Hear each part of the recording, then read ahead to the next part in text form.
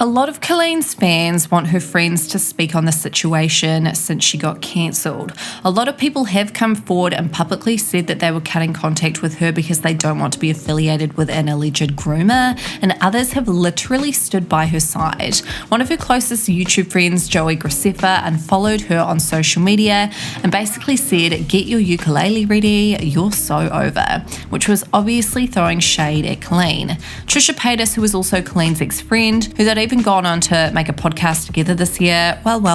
Trisha had a lot to say when she saw the receipts of not only the grooming allegations, but also Colleen sending R18 photos of Trisha from her OnlyFans to minors and body shaming her and making fun of the way she looked. At the time, Trisha had spoken out in a very professional video on her YouTube channel stating that she cut contact with Colleen. Now, recently, Jojo Siwa, who has been Colleen's longtime friend since she was 12 years old, yeah, I know that's weird to think, a literal preteen friends with an adult making weird videos together on the internet. So yeah, it's weird that Jojo has spoken on Colleen and actually defended her recently. Well, to be honest, it's very sad because it literally shows just how naive Jojo is towards Colleen. Yes, she may see her as a family figure, but like, girl, one day I'm sure when Jojo is a grown adult, she will see how screwed up that whole power dynamic was. And not just that, Jojo's upbringing is very sad. We've seen her literally get verbally abused since she was a little kid on Dance Moms, shoved into the spotlight. Like, one day she'll wake up and realize, oh crap. But at this point, she was defending Colleen on a recent podcast interview with Howie Mandel. In the podcast episode, he'd asked Jojo about Colleen and how Jojo felt about the situation. Jojo's answers shocked fans, to say the least. Jojo went on to recount her initial encounter with Colleen, which occurred during their time on Dance Moms. She recalled the unfortunate incident where both she and Nia were deliberately left out of Todrick Hall's party, even though the entire Dance Moms cast had been invited. And to their surprise, Miranda Sings made an unexpected appearance at the event, which was a dream come true for Jojo and Nia. Jojo and Nia were obviously very disappointed when this episode aired, and they were really upset about it. Colleen noticed the genuine enthusiasm for Miranda Sings and herself, which prompted her to take action, and she'd organised a special outing for Jojo and Nia to kind of mend the situation and bring smiles back to their faces, and she treated them to a dinner. Basically, Colleen influenced Jojo to start her own YouTube channel, and Jojo started it that very night. She claimed that she is where she is today thanks to Colleen's pep talk. Howie inquired about Jojo's perspective as a friend of Colleen in light of the recent revelations about her, and Jojo expressed that the internet had seen numerous individuals grappling with cancel culture, making it a delicate and sensitive topic. She acknowledged that she was familiar with some of these people, while others remained unknown to her. She emphasised the sensitivity of the issue, especially when it pertained to adults and the complexities of personal growth. It was a really weird interview, and it was really sad just to see how naive Jojo was. You kind of met her when you were young? I was 12 when I met her. And she's always been nothing but kind to me, her family, nothing but kind to me.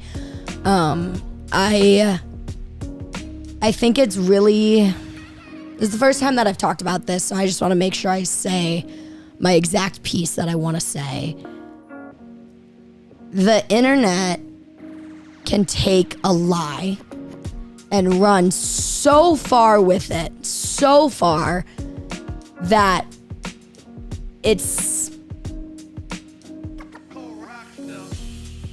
to the point where you just can't do anything about it. Howie then pointed out that Jojo likely received many messages from her young fans also, and Jojo confirmed this, acknowledging the significant volume of messages she'd received from her younger fans. However, she mentioned that once she turned 18, she realised that her responsibilities had changed and she needed to be more cautious with her interactions. Jojo made a distinction between her relationship with Colleen, emphasising that they had evolved from being just internet figures to becoming genuine friends. She shared how she had looked up to and idolised Colleen for a very long time, highlighting their collaboration and filming over 100 videos together. So both Trisha Paytas and Adam McIntyre saw this podcast, and they'd both separately responded to it on their own YouTube channels, discussing how effed up it was. Trisha went on to say in her video basically how bad she felt for Jojo because Jojo's only 20. We have to remember this. She doesn't fully understand how effed up the situation is.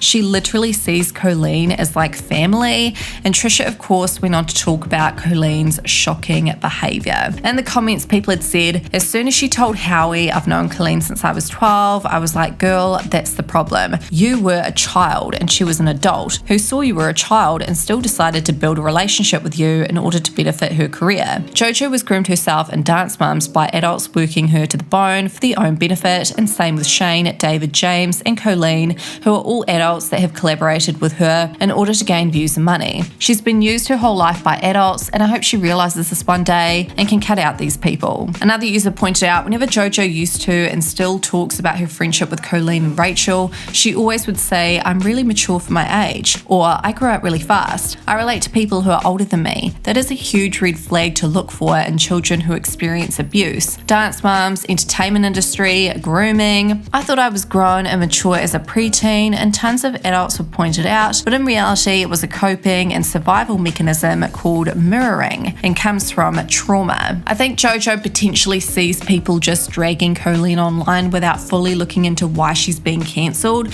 because if you actually think about it and what Colleen has done, she's sent out someone's nude to children, fat shamed and bullied someone who she faked having a true friendship with too. She's also had group chats with kids with inappropriate and conversations and much worse. So since getting cancelled, Colleen has gone silent on social media, and even her family members have gone silent on social media because they were getting backlash too. Some of her family members are, however, back to filming like normal now. Colleen is no longer defending herself online, but rather getting her lawyer to defend her, but not over the Adam stuff, over other random dramas that are popping up. There was a video that went viral after she got cancelled where she was accused of doing blackface in a performance where she was singing Single Ladies. Colleen's lawyer had reached out to Variety magazine and had said the following. Law firm Burke Brettler, which represents Ballinger, reached out to Variety to explain that the clip that posted online did not show that prior to that, Ballinger performed the song As Long As You're Mine from Wicked with Oliver Tomset, a star from the show, and that she painted her face green like Elphaba, a musical's protagonist witch. After that, she went right into Single Ladies, while still wearing the green makeup. According to her reps, at the time, Ballinger closed all her shows with that Beyonce song, as it was one of her most popular bits. Colleen also apparently shares a lawyer with Prince Andrew, so people are pointing this out like, seriously? So after going silent for quite some time on social media, Colleen was seen in public. A Twitter user had posted this. Oomphs. Friends saw Colleen Ballinger at the store, I'm screaming. Former fans responded, she looks awfully happy for someone who has predator allegations against her. Some people were accusing this as being a publicity stunt because she was shopping at Dress for Less, but those rumours were quickly shut down because she loves going to normal stores apparently